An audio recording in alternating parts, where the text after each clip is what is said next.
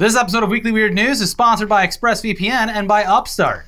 Our episodes lately just seem to get bleaker and bleaker. I mean, we're in a back alley right now. and by lately, I mean like roughly the past, 5 years. But especially the last year and a half. And look, it's not our fault. We don't make the news. We just read it and then tell you about it. And try to joke about it, but the past year or so has been pretty serious, but whatever. Yeah, but having said that, this first story today is bleak even by our standards.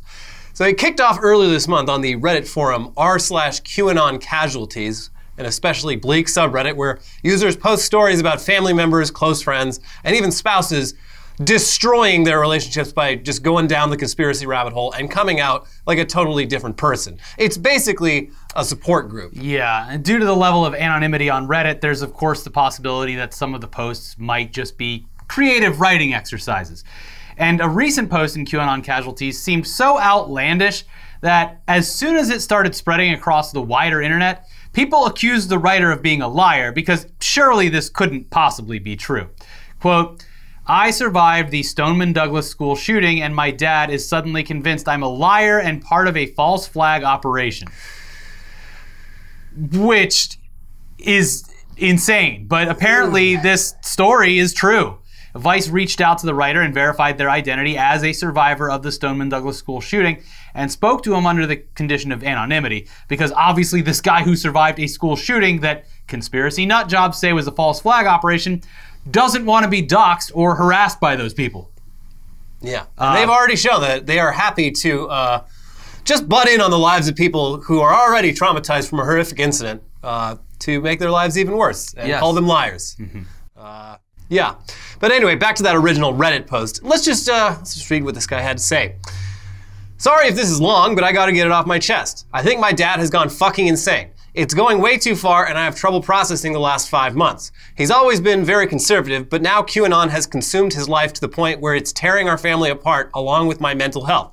Back in January, he saw the video of Marjorie Taylor Greene harassing David Hogg, another student, about the shooting being a false flag operation. And while my dad was already into Q, he'd never gone down that particular rabbit hole, and now he's convinced everything was a hoax, and it breaks my fucking heart. He's done extensive research on body language and claims he can tell the shooter is a radical commie actor who was paid to sacrifice his life in order to remove our guns.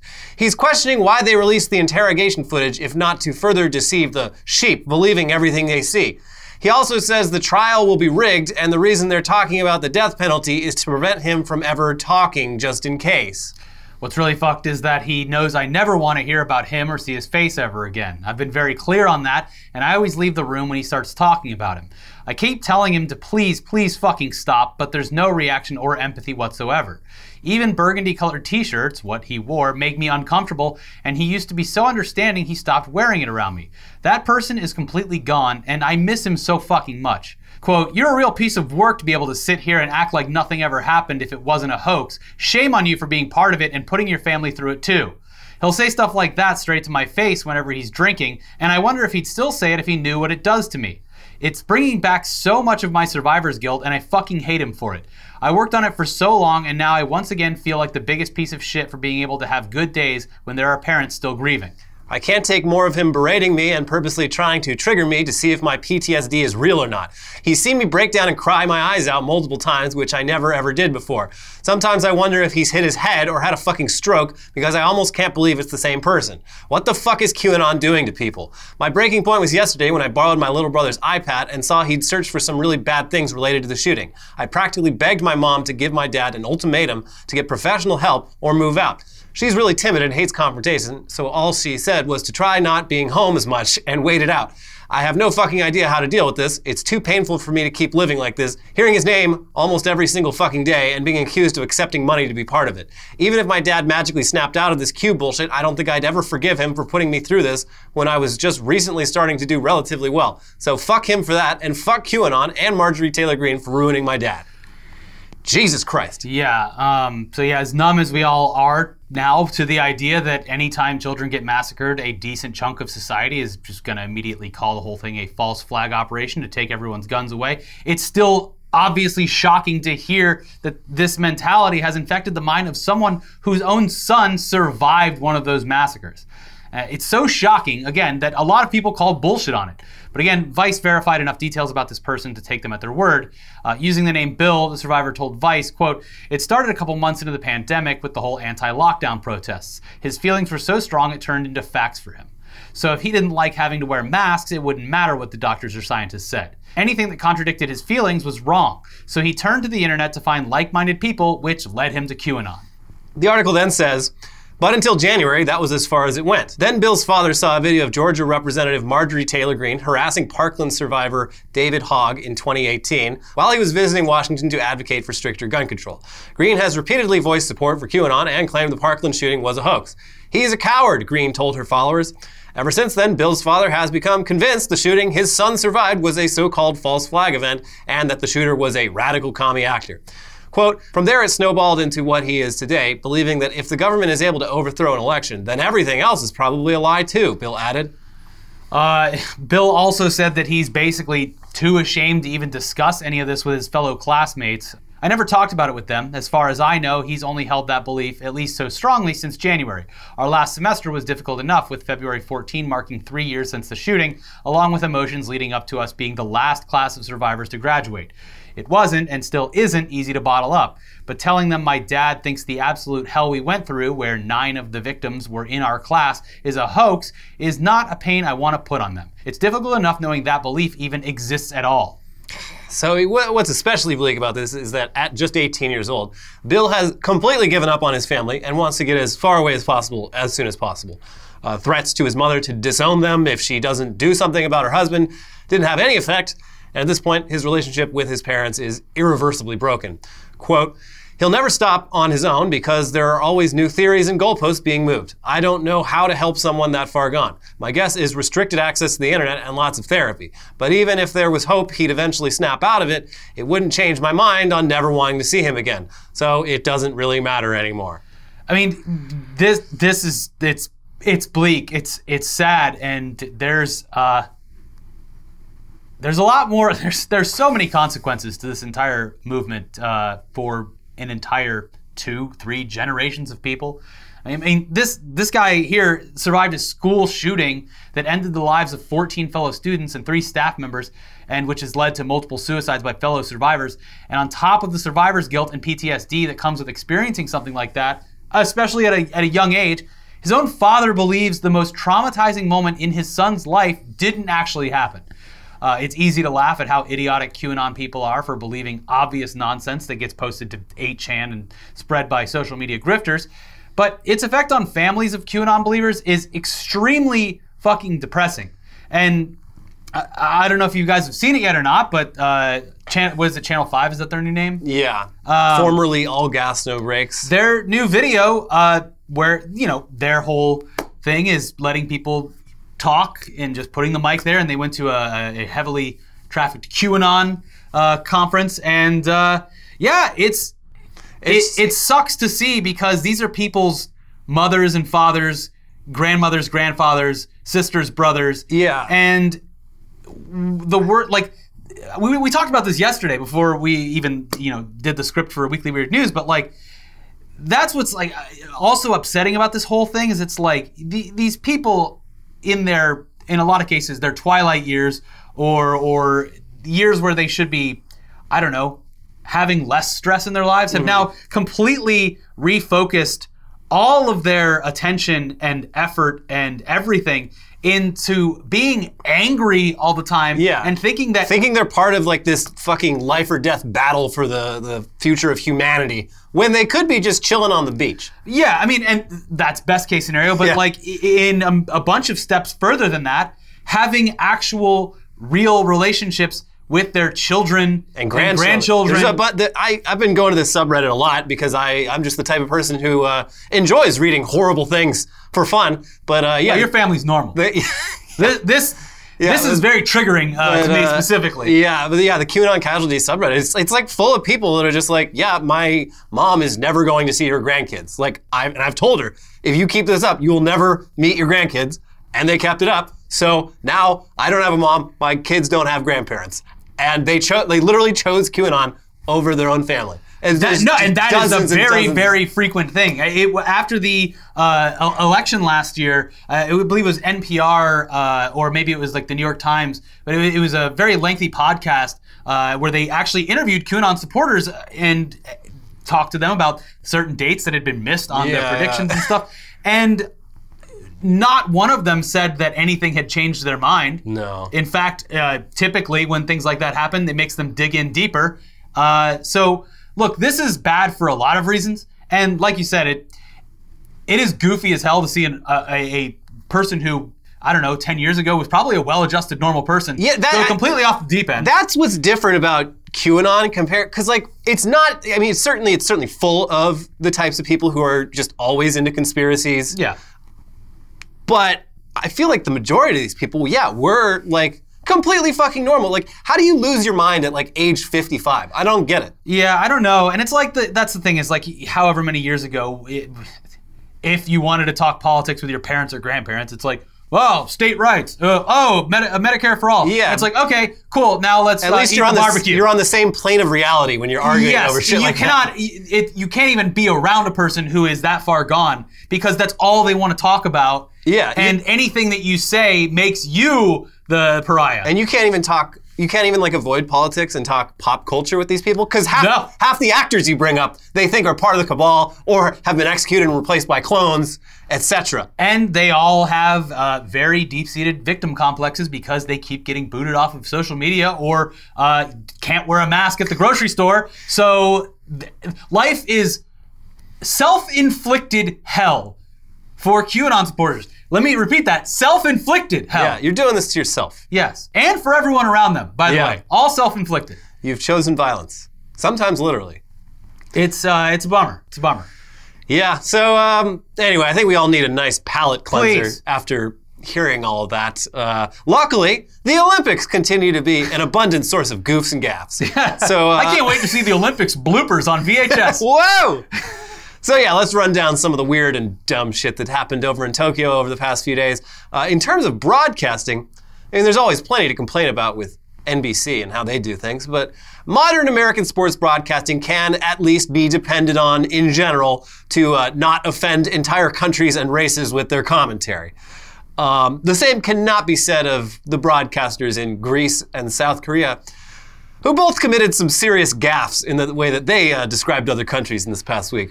Yeah. Whew. On the lighter side of things, South Korean broadcaster MBC drew some flack for its graphics choices during the opening ceremony. Here's the New York Times. For television broadcasters worldwide, the Parade of Nations during the opening of the Olympics can be an exercise in diplomacy and global awareness, with media outlets resorting to trivia nuggets, athlete profiles, and geopolitical musings to fill airtime. But one South Korean broadcaster has apologized for its choice of inappropriate images that appeared next to the names of several countries on Friday during its coverage of the opening ceremony. The images drew criticism from viewers who said they were offensive or had perpetuated stereotypes. As the contingent of Olympic athletes from Italy entered Tokyo's Olympic Stadium for the Parade of Nations, the broadcaster MBC aired a photo of a pizza. Okay, hey, look, it's Italian. It's the pizza country. For Norway, a piece of salmon. Delicious. Then there was Ukraine, which the broadcaster reminded viewers was where the Chernobyl nuclear disaster happened in 1986. Complete with a photo of the doomed power station. Raphael Rashid, a freelance journalist based in Seoul, drew attention to the images on Twitter. Quote, when Haitian athletes entered the stadium, an on-screen explanation said, the political situation is fogged by the assassination of the president, Mr. Rashid wrote. When Syrian athletes entered, it said, rich underground resources, a civil war that has been going on for 10 years. For Romania, the broadcast used an image of Count Dracula. And for the Marshall Islands, it noted that it had once been a nuclear test site for the United States. When it was Malaysia's turn in the Parade of Nations, NBC showed a graphic with that country's coronavirus vaccination rate, along with its gross domestic product. It's a good thing they didn't show the airplane that fell into the sea. That would be the assumption. That Malaysia, like the airline that keeps crashing. South Korea saw the satirical coverage from that South Park episode, and they were like, we should do that. People seem to really like that. Yeah. But that was great when they made fun of Americans. I'll use my credit card. But yeah, not exactly the most charitable way of introducing some of these countries. But, you know, they're limited on time. It's a little TLDR for the viewers at home. And, you know, all of them learned a little bit more about countries around the world. Explain Italy to me in one word. Pizza. Pizza, yeah. Okay. No, pizza. Pizza. Pizza. Pizza. They got that. They can't even build buildings right. Yeah. They got buildings are all leaning. Notorious for their building them on the inability side to of make cliffs. buildings stand up. Their cities are flooded. Look, the streets are water. What are we doing?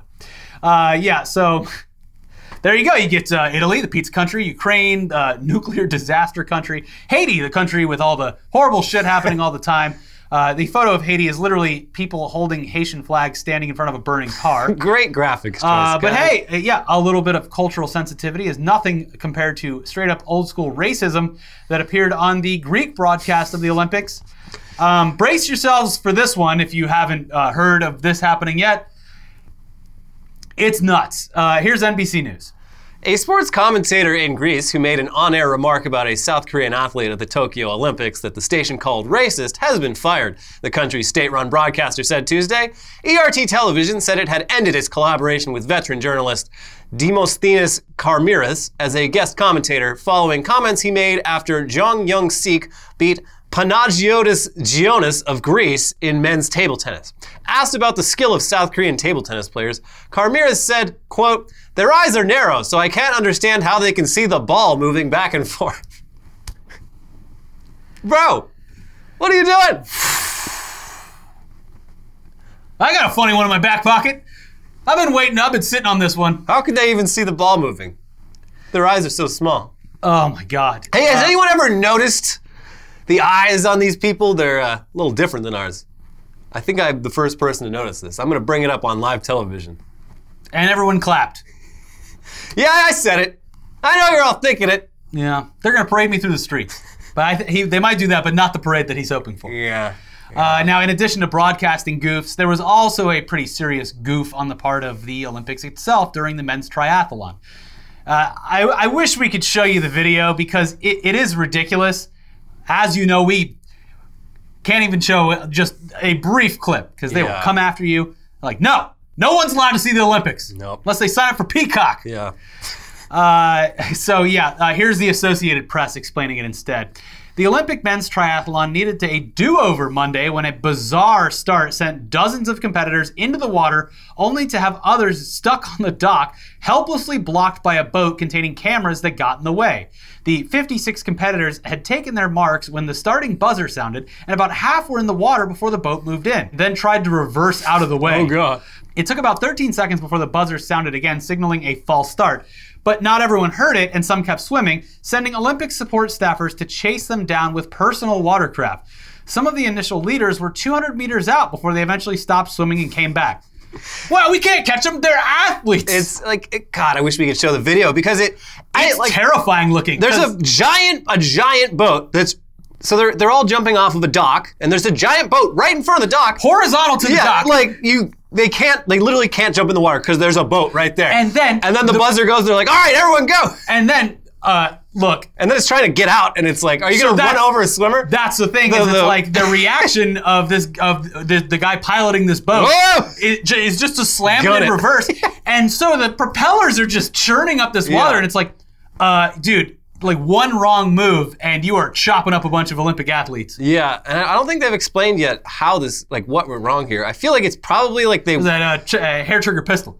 Yeah, like it's, Whoa! Basically whoever was like in charge of hitting the buzzer to start the race leaned on it? Was unaware of the boat being there or accidentally pressed the button. Don't go near that button. These athletes will leave the second they hear that buzzer. I mean, it sounds like a lot of the athletes were actually okay with it though, because they're like, yeah, it was nice to like warm my muscles up with a little practice run there. Yeah, so that's the thing is it's like either like does it hurt their stamina or endurance versus actually get them warmed up. But either way, it is a kind of an asterisk on the event. It is. Like, I didn't compete to my full ability because I had just nearly died getting chopped up by a propeller. I was almost made into chump. Yes. Might have done better if that weren't the case. Yeah, so there you go.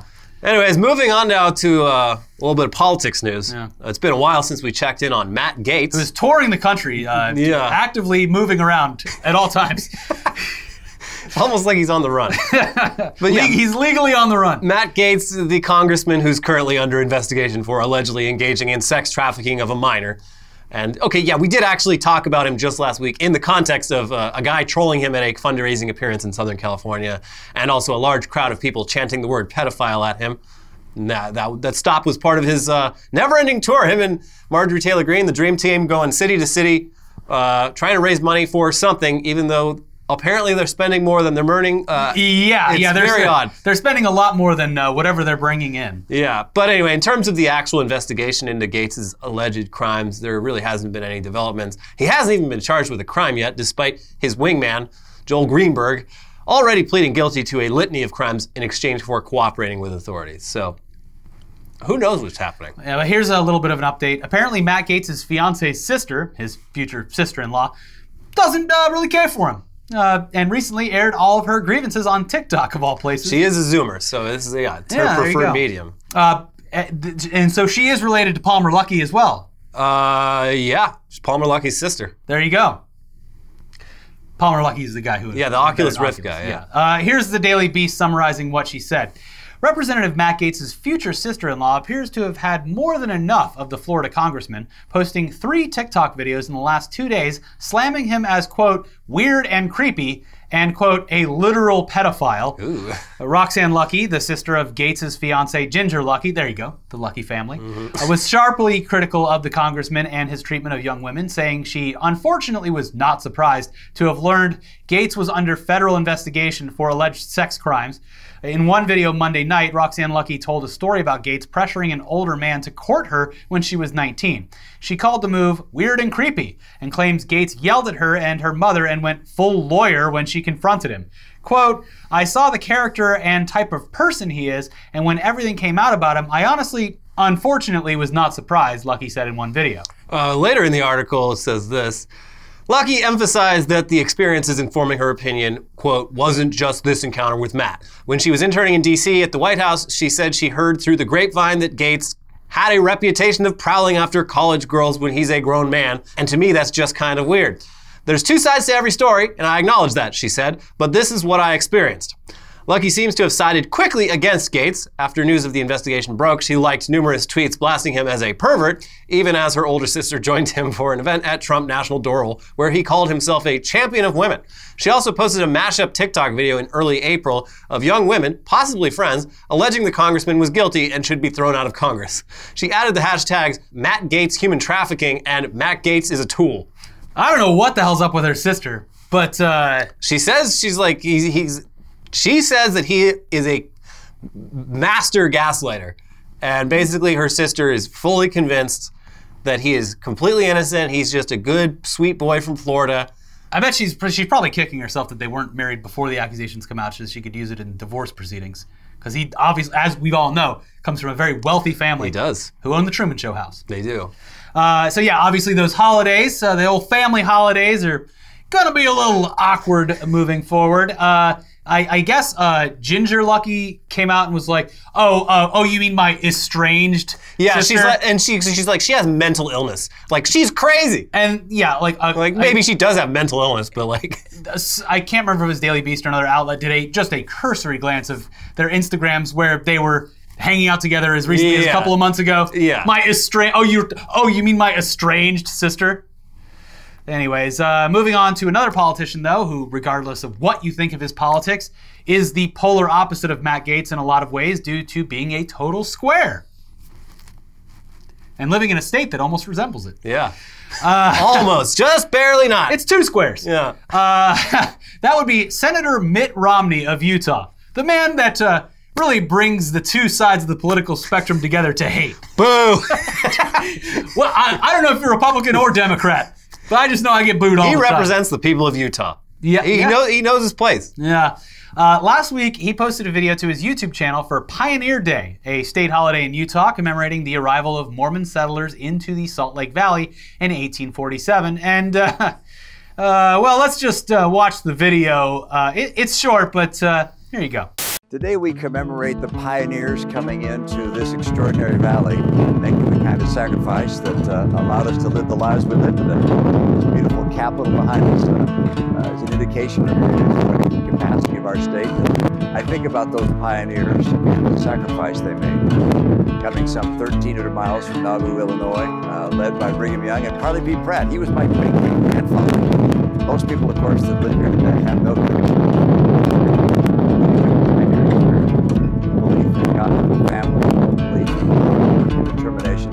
This has made a great state of Utah, I think, for the entire country.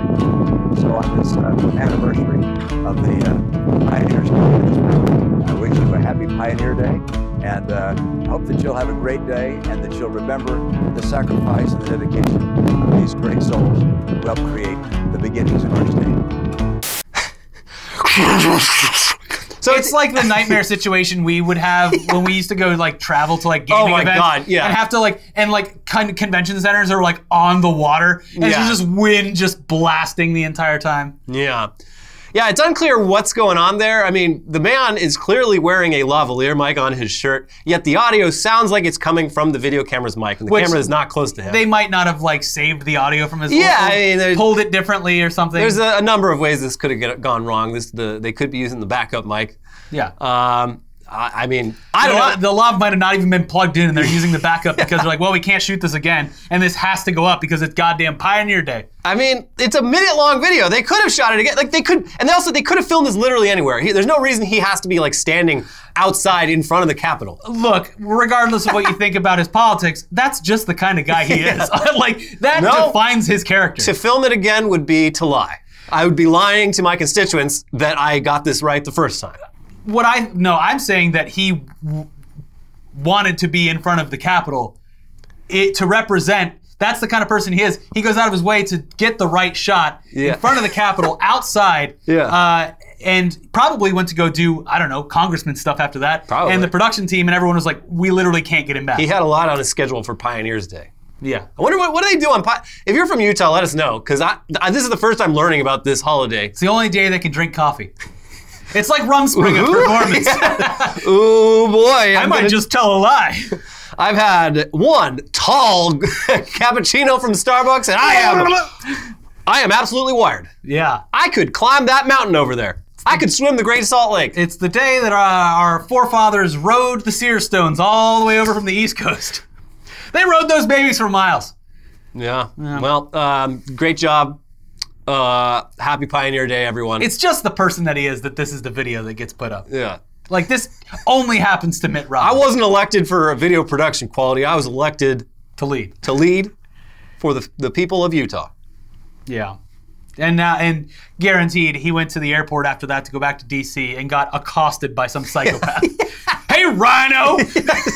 Oh, jeez. He just gets yelled at in every airport he goes to. He's just sitting there like, oh man, not again. He is like, he's a Republican that I actually feel emotionally sad for. Yeah, like I think his politics fucking suck. Yeah, I don't agree with him politically. Although he's still like on the scale of things, I probably have much more in common with him than most other Republicans. To bring it back to what we were talking about earlier, Mitt Romney is that parent from 10 or 15 years ago where you might not agree with him, but you're like, our politics are different. Let's just have a beer and a little bit of barbecue. Well, I can't have a beer, but I'll join you for barbecue. And Marjorie Taylor Greene is your mom now. Yeah. Yeah. Where it's just like, I don't want to talk to you anymore. Yeah, that's a good way of putting it. Yeah.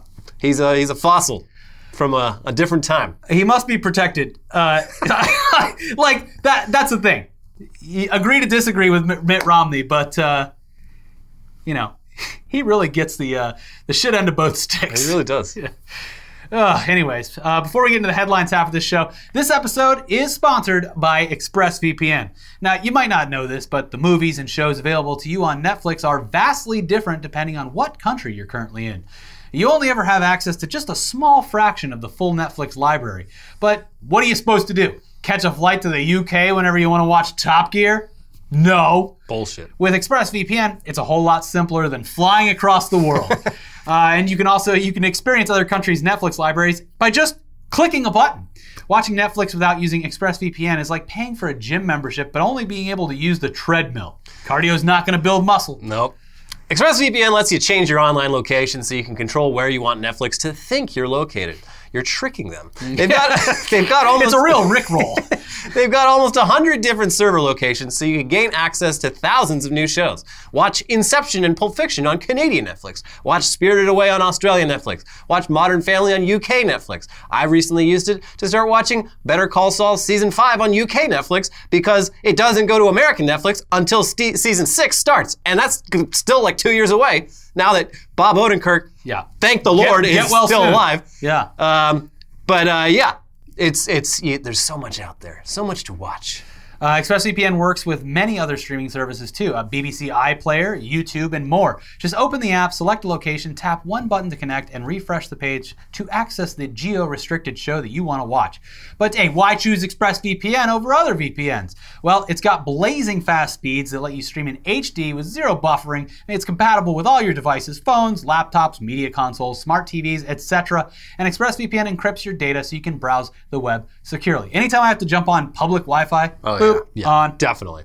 So be smart. Stop paying full price for streaming services and only getting access to a fraction of their content. Get your money's worth at expressvpn.com/weeklyweird.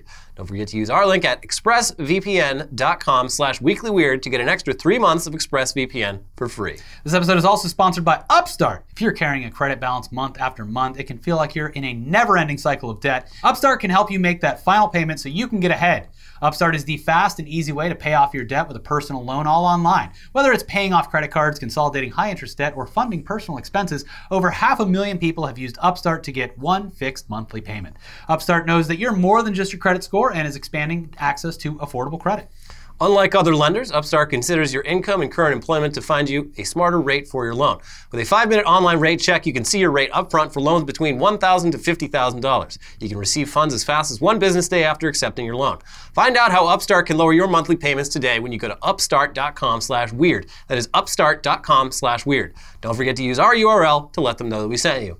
Loan amounts will be determined based on your credit, income, and certain other information provided in your loan application. Go to upstart.com/weird. All right, now into the weirdest, wildest headlines from around the world from this week, starting with COVID-19 coronavirus.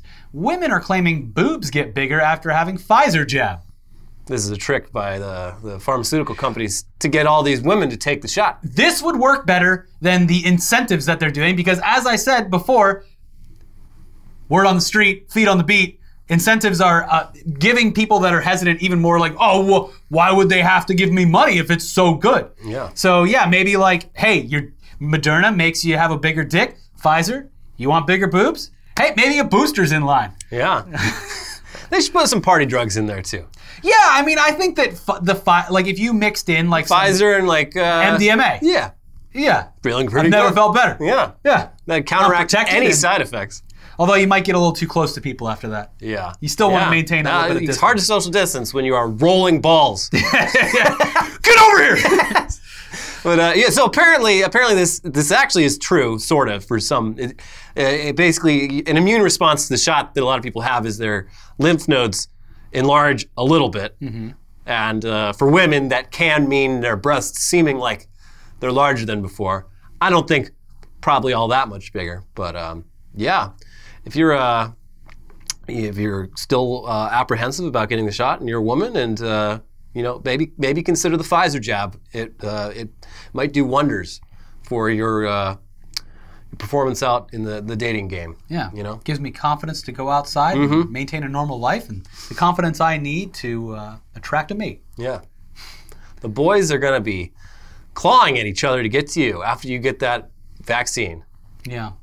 People are dressing in disguise for COVID-19 vaccines, Missouri doctor says. And they're doing this because of the potential negative reactions of people in these states and their family members. Yeah, I mean, yeah, Missouri is where Lake of the Ozarks is. We talked about that on Tech News Day if you haven't been there already. But yeah, the attitude in Missouri seems to be the vast majority of the people there are actively hostile towards the vaccine. Yeah, not just apprehensive, hostile. Yeah, they're hostile to the idea of getting vaccinated. So yeah, according to this doctor, this headline is kind of weird because what the doctor mostly said is like people aren't telling their friends and family. They're going and getting the vaccine secret. I don't think they're putting on disguises like, although unless you consider a mask a disguise. But I mean, I guess for a lot of these people, a mask would be a disguise because they don't wear them otherwise. For last week's episode, people in the comments, someone was in the comments that said that they work in Lake of the Ozarks and was just like, you guys are putting this lightly. It's chaos here.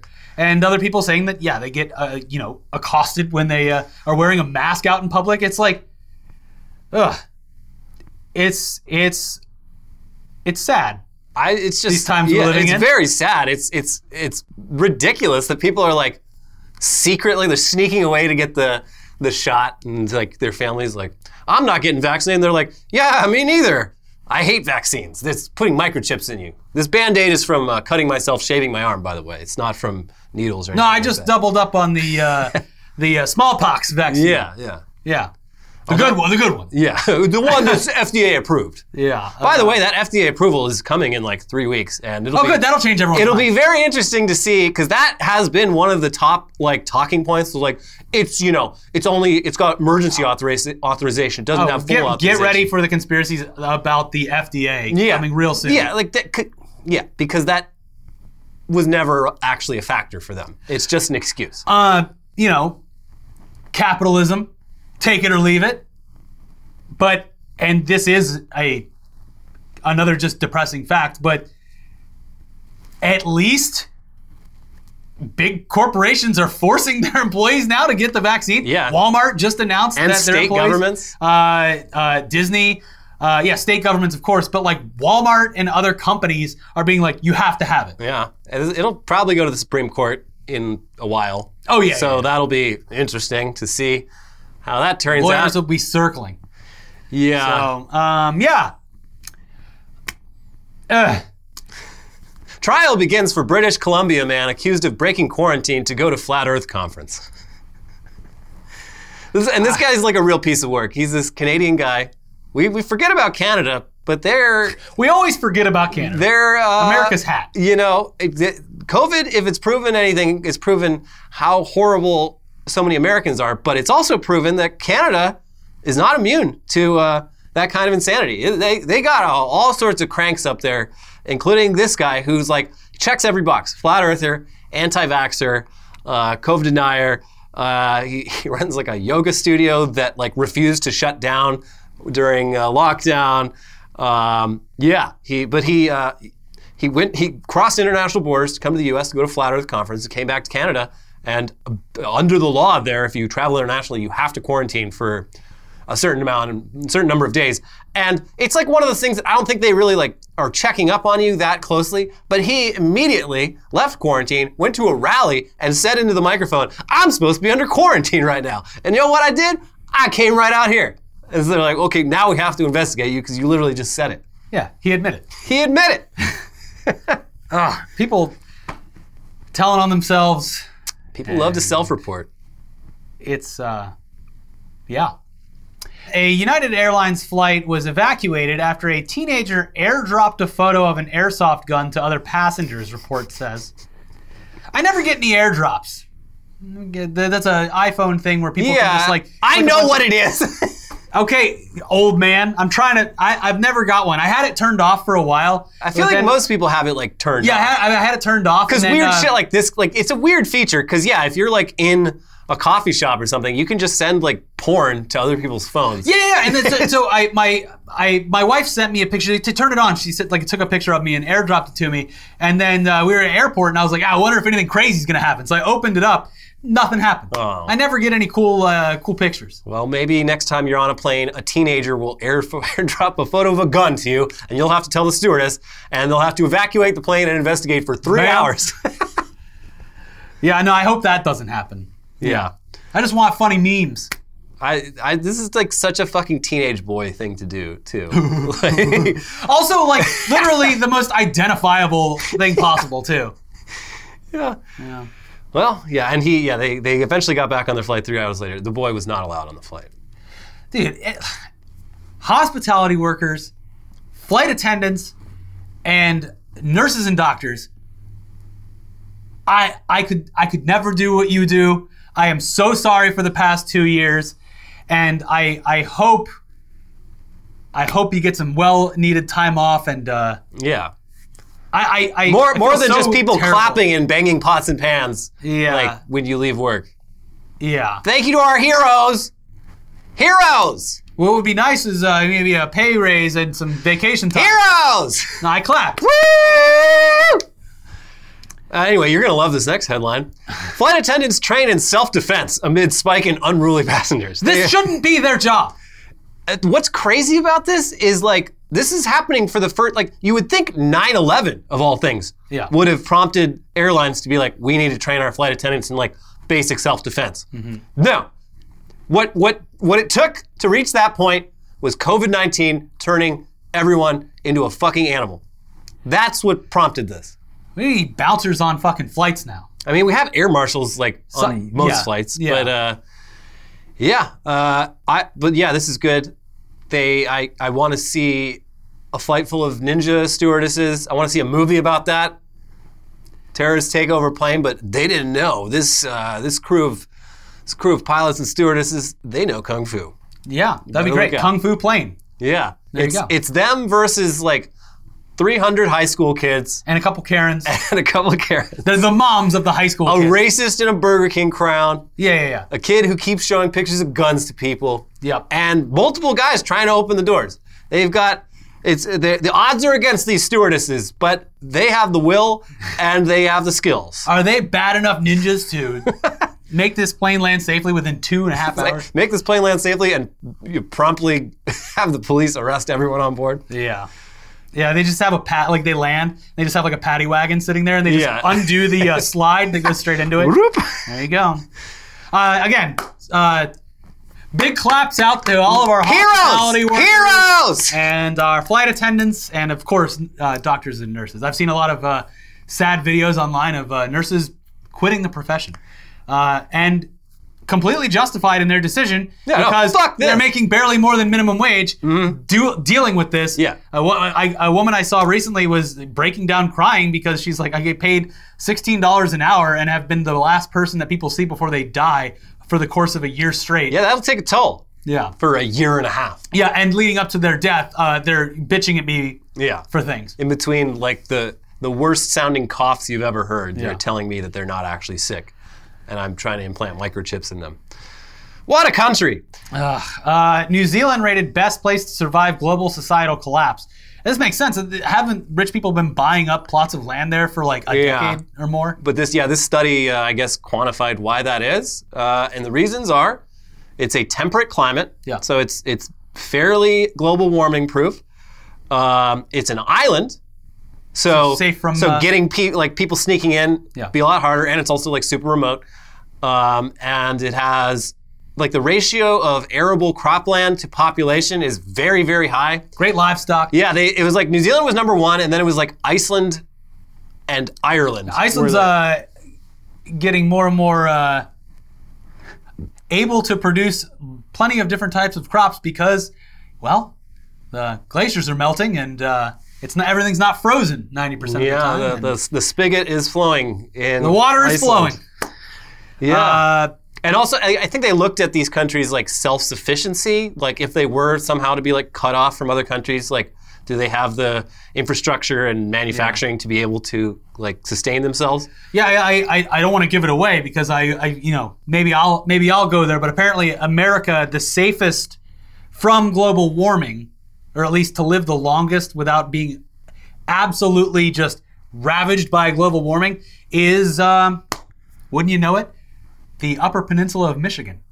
The UP, where Joe Pera lives on Joe Pera Talks to You. Hey, look, I called it first. The Upers. That's my area now, as soon as everything hits the fan, but as far as earthquakes, hurricanes, it's gorgeous. Freak weather systems, and it's also northern enough to where the heat of global warming won't affect it as much, although the winters will still be very cold, but better than burning alive. Yeah, for sure. So there you go. Ancient Gilgamesh tablet seized from Hobby Lobby by U.S. authorities.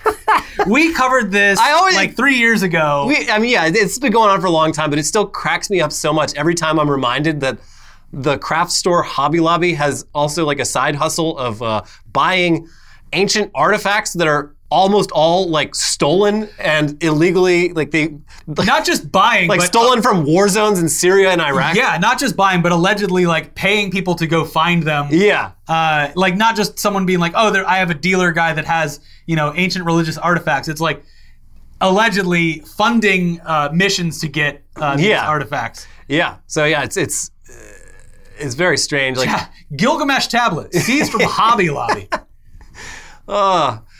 Yeah. Well, it was right there. They could have just walked into the store, got it. It was sitting there. People didn't even notice it. Right next to the Live, Laugh, Love and It's Wine O'Clock tablets. Oh, how much for the Gilgamesh tablet? Oh well, it's a bit much. Could ask my manager. Yeah. Is that ancient cuneiform? Is that written in the Akkadian language? Yes. Partygoers kill gunman with bricks after he opened fire at Texas home. The only way to get a bad guy with a gun is with a bunch of good people with bricks. Yeah, you should always keep. That's why we have the brick wall. Always keep bricks nearby. Like if we ever have an emergency, I just take a sledgehammer to that wall. Look, weapons. Like look at all my weapons. Yes. You can pry that from my cold dead hands. But yeah, this guy it was like a fight at a party. He left, came back with a gun, shot someone. I think he actually killed someone. But everyone else at the party just ran over to this big pile of bricks and they stoned this man to death. So there you go. It's pretty hardcore. Yes. American cars are now almost as big as the tanks that won World War II.